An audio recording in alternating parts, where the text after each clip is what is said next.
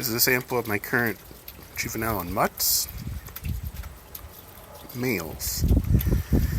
Juvenile being they are just forming into mature adults. Different colors going on here, different multicolors kind of coming through. And obviously, what they look like now is not what they're going to look like when they get older. But look at that one on the bottom, just looks awesome. He started out looking gold, now he's starting to get some streaks of red. That dude's getting close. So, how do I sex guppies when they're this young? It's kind of a feel type of thing. Usually you wait until you see the gonopodium, like that guy there's anal's fin is a stick, so to speak. But a lot of them you can kind of pick out with their way their body shape is.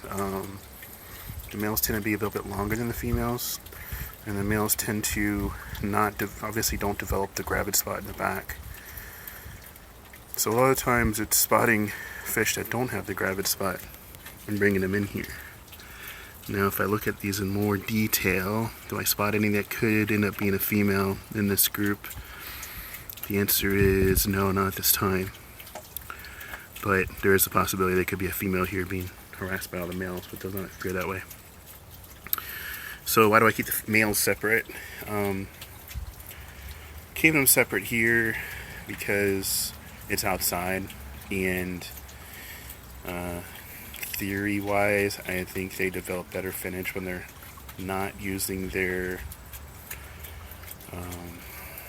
energy towards quote-unquote mating. Because that guy on the bottom right, he's ready to mate. That guy on the bottom right, he's ready to mate. But if I don't have any mating prospects in here, then they will continue to just get bigger and stronger. And then, non-scientifically, just thinking about how like humans are, when you have a bunch of males like this, it's a competition. Who can get the bigger, brighter fins. So far I haven't had issues with biting of fins, but this is my first group I've actually raised completely outside. So I want to say all of these fish started out as fry in May. It just shows how fast they grow outside because of the temps and the live food and the green water that's available to them for constant eating and constant swimming. So I actually have a batch of about 15 fry inside that I took inside after that first drop.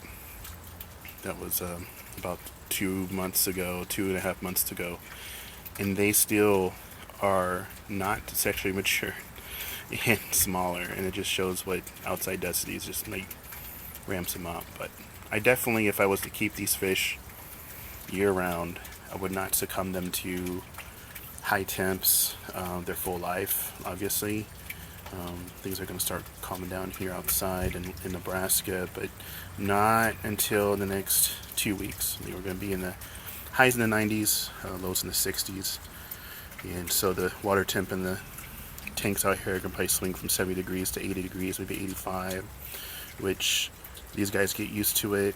They have offspring that are also getting used to it, and their offspring survives, and that's how you end up with a pretty hardy fish.